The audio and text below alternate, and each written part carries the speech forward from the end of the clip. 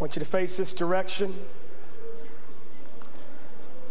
No one go back to their seats. I want everyone to listen. I'm not going to preach the message, but I'm going to give you the word the Lord gave me early this morning. I want you to listen. I don't want anyone talking. I don't want anyone hollering out.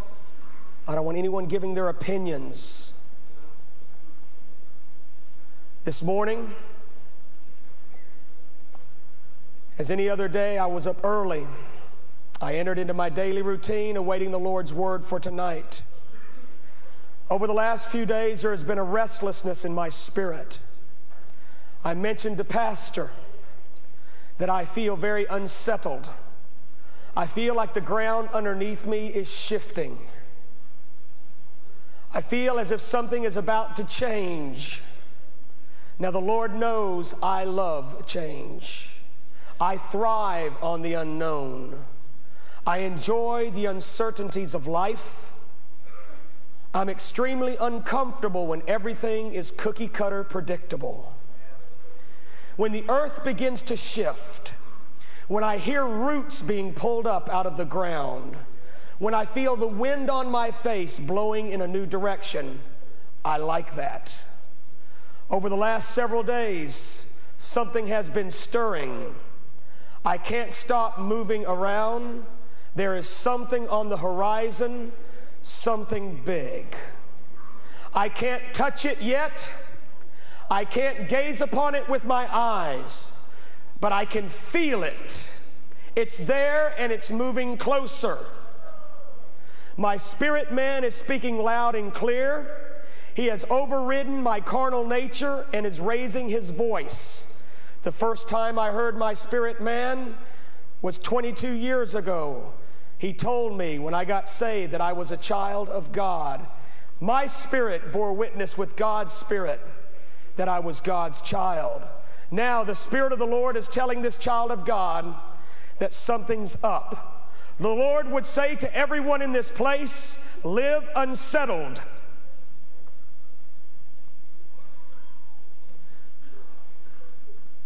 The Lord would say to everyone in this place, live unsettled. Don't sink too deep into the soil of this earth. Keep your head up and your feet moving. Stay alert. Be sober. This morning early, the Lord spoke clearly these two words, I'm coming. The day of my return is at hand. Loose yourself. Loose yourself of any ties that bind. If you don't loose yourself, I'll help loose you. Prepare the way in your own heart and then help prepare the way in others. I want no obstacles. I will have no obstructions. I will return for a pilgrim people. He said to me, let the church know that the day is approaching. Warn them. Don't wine and dine them. Tell them clearly. Don't mix words. My word, my water is pure. Don't taint it. Make it clear. Let my people know it's about to happen. What is about to occur will change world history. Nothing will remain the same. Let the unbelievers, let the skeptics, let the religious ones know that what they fear the most is about to happen. I'm going to say that again. Nothing will remain the same. Let the unbelievers, let the skeptics, let the religious ones know that what they fear the most is about to happen. Every fear known to man will be swallowed by the terror of the day ahead. Fear will overcome fear. Dread will overcome dread. The violent will be overcome by the more violent. My final work is at hand. My spirit's wooing is about to cease. No one will grieve me anymore. No one will quench my spirit anymore. No one will resist me anymore. Their days are over. Let them know my warm season of grace and mercy will soon turn to a chilling winter of judgment and wrath. The warm days of my wooing will be exchanged for the fiery days of my vengeance. My pleading for the souls of man, the passionate cry of the faithful harvesters, the unselfish service of my holy servants, all their labor, all the charity, all the pain, all the suffering, it will be over. I have heard, says the Lord, the groans of nature. I have heard the midnight cries. My church has been begging my return. My bride has been longing to be with me. The plan of the ages has almost reached fruition. The tree has borne forth its fruit. The fertile soil has yielded the harvest. The planting will stop. The laborers will leave. The sickle will rust. It's almost over. I'm coming back. I will not delay my coming to you, so don't delay your coming to me.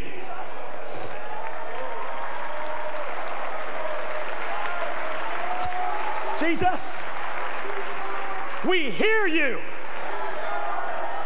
We hear you.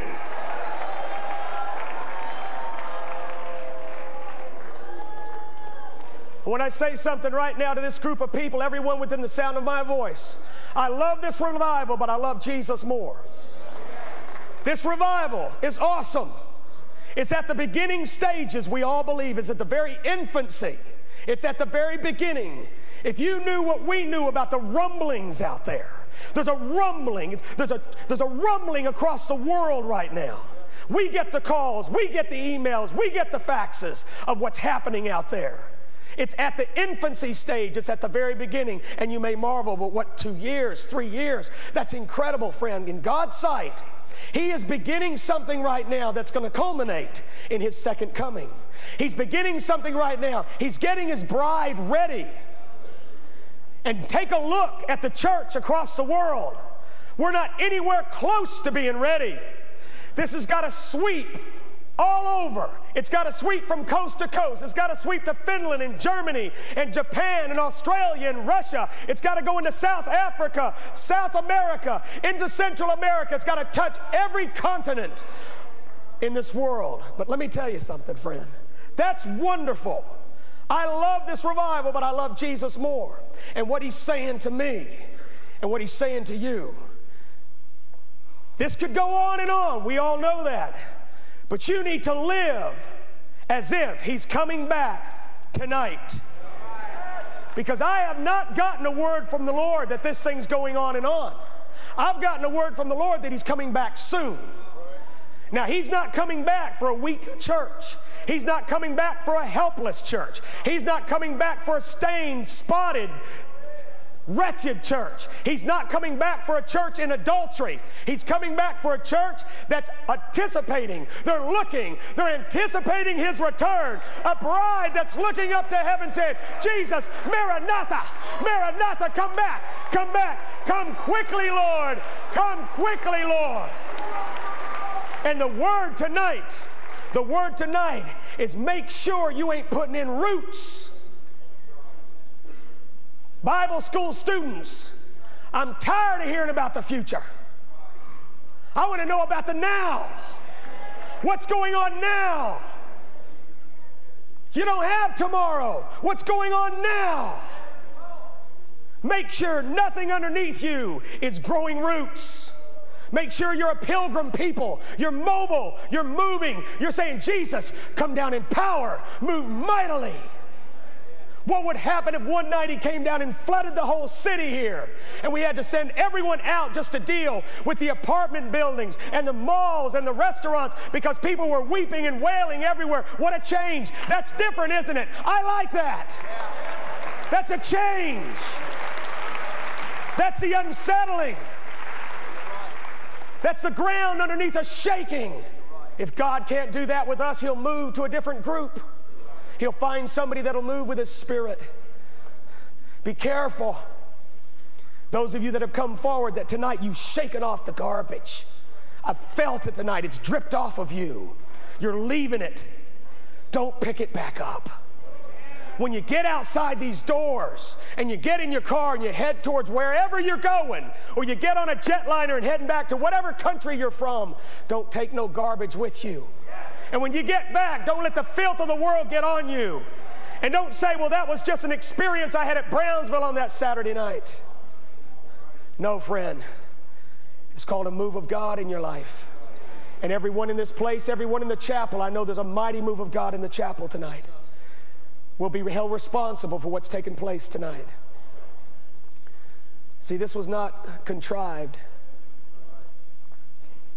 This morning when I was reading the scriptures on his second coming, I was violently thrown, just shaken violently.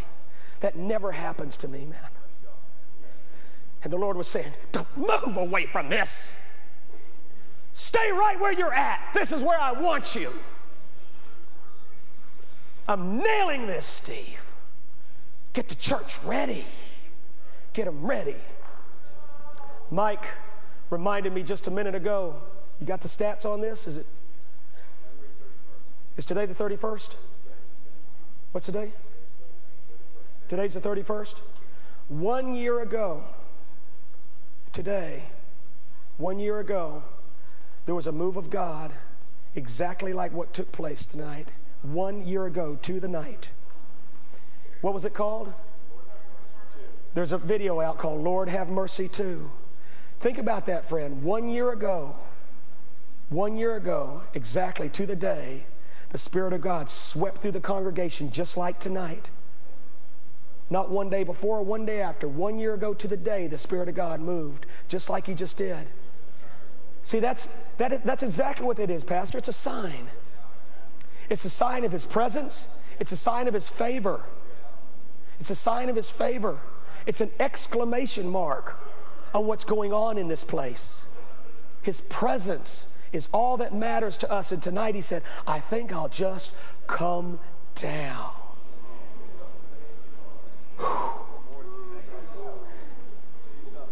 Let me ask this question. How many of you here tonight know without a shadow of a doubt you sense His presence? See, friend? He's just here. He's just here. As I was worshiping, I left this place in the Spirit, friend. I mean, I was so caught up, still am.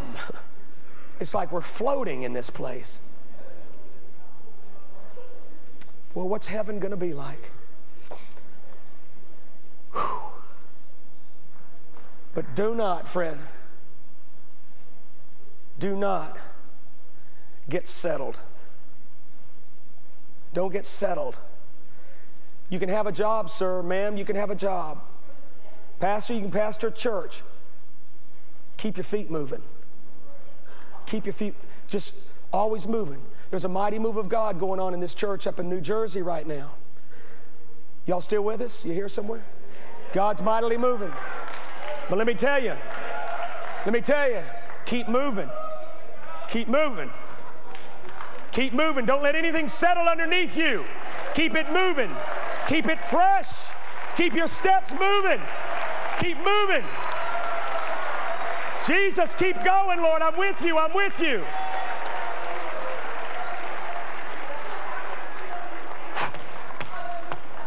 The moment you get into a predictability phase, the moment you get to the place where you've got it all figured out, this is what's going to happen, this is what's going to happen.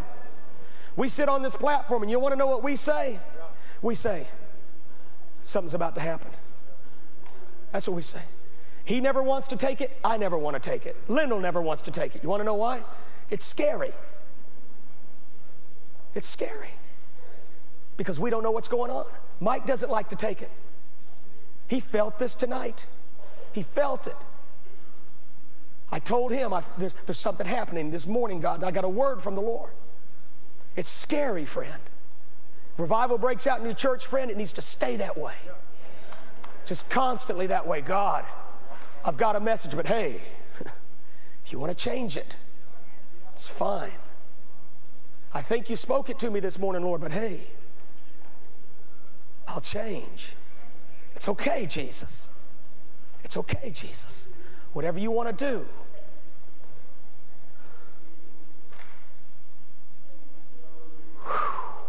Lyndall, come on back up here, brother. At the top of your lungs, in the chapel, here, and those of you that have just given your hearts to the Lord at home, I want us to sing that chorus one more time, singing out to Jesus. Friend forever. Friend, I'm talking about lift up your voice. You want to know what's happening right now? All over the world, people are cursing him. It's Saturday night. There are people in bars right by here using his name in vain right now. They're cursing him because they're broke. They're cursing him because they lost the lottery. You know what the Lord's doing? He's tuned in right here, friend. Let him hear his name. Sing it out.